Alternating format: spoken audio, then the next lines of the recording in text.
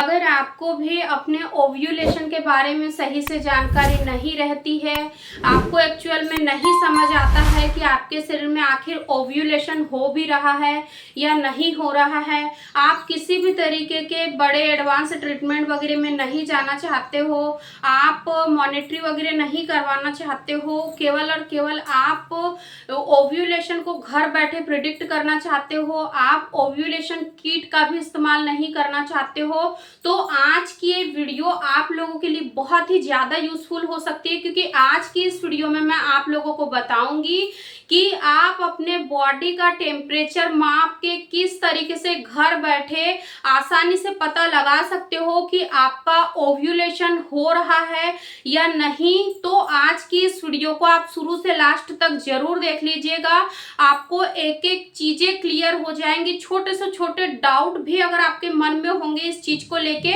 वो भी मैं पूरी तरीके से क्लियर करने की कोशिश करूंगी, इसीलिए वीडियो को एंड तक आप जरूर देखिएगा।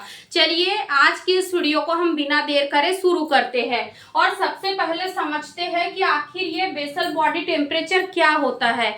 देखिए फ्रेंड्स, जब आपका ओव्यूलेशन होने वाला होता है, जिस तरीके से माँ प्रकृति ने एक महिला का शरीर बनाया है, महिला का जो रिप्रोडक्टिव सिस्टम है उसमें हर महीने यानी कि महीने के अलग अलग दिनों में कुछ न कुछ बदलाव आते ही है। और ये जो बदलाव होते हैं ये हॉर्मोन्स के वजह से होते हैं, क्योंकि महीने के 30 दिन में अलग समय पर अलग तरीके से हमारी बॉडी में हॉर्मोन्स का लेवल चेंज होता है। फॉर एग्जाम्पल, अगर हमारी जो पीरियड की साइकिल है वो 30 दिन की है, वैसे ही जो हमारा जो मंथ है वो भी 30 दिन का होता है या 31 दिन का होता है। तो हम इसको 3 पार्ट में डिवाइड करते हैं।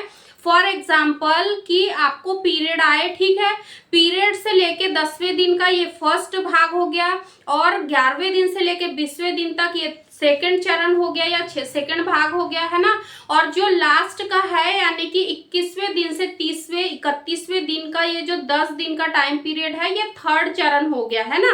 तो जिस तरीके से 3 चरणों में हमने इसको डिवाइड किया है, तो जो बीच का चरण आता है यानी कि जो 11वें से लेकर 21वें दिन का या फिर 20वें दिन के बीच का जो समय होता है, इन्हीं दिनों में आपके बॉडी का जो टेम्परेचर है वो हॉर्मोन्स के बढ़ने के वजह से हल्का सा आपका जो बॉडी का टेम्परेचर है, जिसको कि हम बेसल बॉडी टेम्परेचर कहते हैं, ये बढ़ता है। जैसे कि मान के चलिए 11वें दिन से अगर आपकी बॉडी का टेम्परेचर हल्का सा 1 से 2 डिग्री यानी कि 1 से 2 डिग्री फ़ारेनहाइट तक अगर बढ़ता है तो ये आपकी बॉडी का यानी कि बेसल बॉडी टेम्परेचर होता है।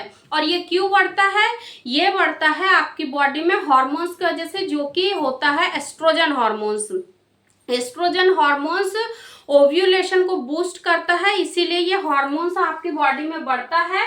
तो अब बेसल बॉडी टेम्परेचर की सहायता से आप किस तरीके से आप अपने ओव्यूलेशन को प्रिडिक्ट कर सकते हो बिना किसी महंगे ट्रीटमेंट के, या बिना किसी महंगे यानी कि किट के माध्यम से अगर करोगे तो वो तो पता चल जाएंगे, लेकिन घर बैठे कैसे आसानी से कर सकते हो, ठीक है। इसके लिए आपको क्या करना है, आपका पीरियड जैसे ही खत्म होता है 11वें दिन से आपको एक पेन, कॉपी और एक थर्मामीटर लेना है।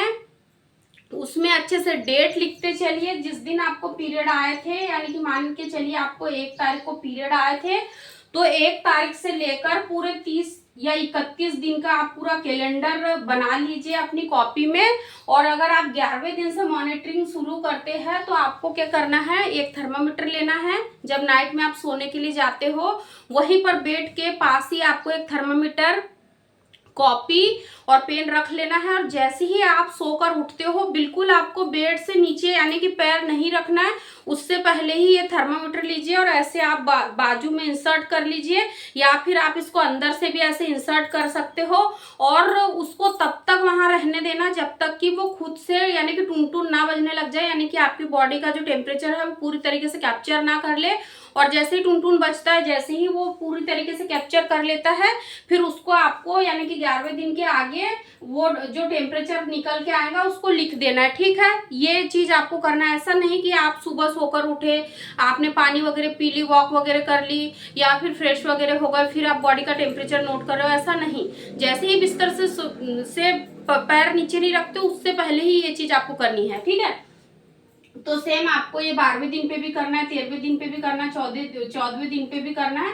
तो ये सेम चीजें आपको कम से कम 4 से 5 दिन लगातार करना है। तो इसी 4 से 5 दिन में एक दिन ऐसा होगा जिस दिन आपकी बॉडी का टेम्परेचर हल्का सा 1 से 2 डिग्री फ़ारेनहाइट बढ़ेगा। तो समझ लीजिए कि उसी दिन आपका ओव्यूलेशन होने वाला होगा, है ना। और जिस दिन आपका ओव्यूलेशन होगा वो सबसे हाईली फर्टाइल डेज होगा आपका, महीने में वो एक दिन होगा जब आपकी ओवरी से अंडा निकलकर बाहर फेलोपियन ट्यूब में आ चुका होगा। और जो अंडा है वो केवल और केवल 12 से 24 घंटे तक ही जीवित रहता है। ये तो आपको पता है, आपकी फेलोपियन ट्यूब में 12 से 24 घंटे के लिए ही अंडा जीवित होता है। तो यही 12 से 24 घंटा सबसे हाईली फर्टाइल डेज है, जब अगर आप कॉन्टेक्ट बनाओगे तो आपको प्रेगनेंसी कंसीव होने के 99% चांसेस होंगे, अगर किसी भी तरीके के कॉम्प्लिकेशंस आपके साथ नहीं है तो। ठीक है, ये तो आपको समझ आ गया कि कब करना है। अब इसका जो सबसे आसान और सिंपल तरीका, यानी कि काफी सारी महिलाओं के मन में ये भी डाउट आ रहा होगा कि भाई आखिर इसको सुबह के टाइम ही क्यों करना है, दिन के किसी भी समय हम क्यों नहीं कर सकते, क्योंकि सुबह तो भागम भागी रहती है, सुबह तो टाइम नहीं मिलता है।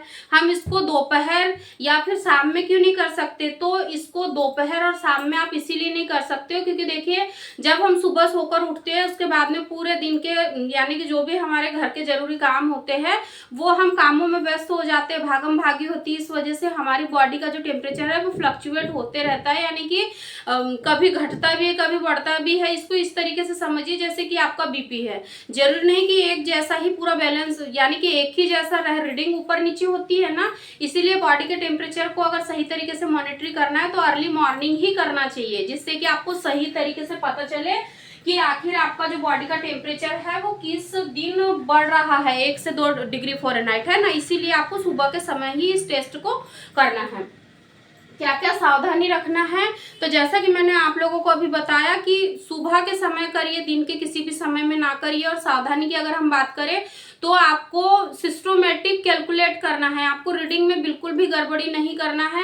अगर आपने हल्की सी भी रीडिंग में गड़बड़ी की और 1 से 2 पॉइंट इधर उधर हुए, आपको एग्जैक्ट नहीं पता चलेगा कि आपका एक्चुअल में किस दिन बॉडी का टेम्परेचर इंक्रीज हो रहा है। इसलिए आपको रीडिंग में हमेशा ध्यान रखना है कि रीडिंग में 0.0 भी आपका इधर से उधर नहीं होना चाहिए, बिल्कुल सही सही आपको करना चाहिए। अब इससे फायदा क्या होगा, जैसा कि मैंने अभी आप लोगों को बताया कि अगर आप किसी भी तरीके की फॉलिकल मॉनिटरिंग वगैरह नहीं करवाना चाहते हो, बहुत ही सिंपली आप घर पर ही इसको पता करना चाहते हो, तो ये बहुत ही लो बजट है। यानी कि अगर थर्मामीटर खरीदने जाओगे तो आराम से 200-250 के अंदर आ जाएगा और 1 टाइम इन्वेस्टमेंट है। और इसको आप घर में रख सकते हो, आपकी फैमिली में अगर किसी को भी फीवर वगैरह होता है तो इसको भी उससे भी यानी कि थर्मामीटर से आप चेक कर सकते हो और खुद के भी बॉडी का टेम्परेचर चेक कर सकते हो। तो ये केवल एक बार खर्चा करना है आपको, लेकिन ये बहुत लंबे समय तक आप इसका इस्तेमाल कर सकते हो आपके फैमिली मेंबर्स के लिए भी।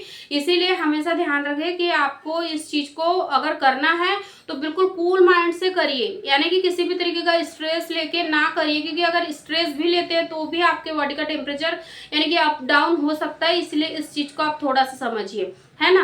तो इसको आपको केवल ओव्यूलेशन के दिनों में ही करना है, वेसल बॉडी टेम्परेचर की मॉनिटरिंग जो करना है केवल और केवल ओव्यूलेशन के दिनों में ही करना है, बाकी दिनों में आपको इसको नहीं करना है। आई रियली होप कि मैं आप लोगों को वेसल बॉडी टेम्परेचर के बारे में बहुत अच्छे से समझा पाई होंगी। अगर आपको थोड़ा सा भी वीडियो यूजफुल लगता है तो इस वीडियो को अपनी उन बहनों के साथ जरूर साझा करें जो कि बेबी प्लानिंग कर रही है, उनके साथ इस वीडियो को जरूर शेयर करें, या फिर एजुकेशन पर्पज से भी आप इस वीडियो को शेयर कर सकते हो।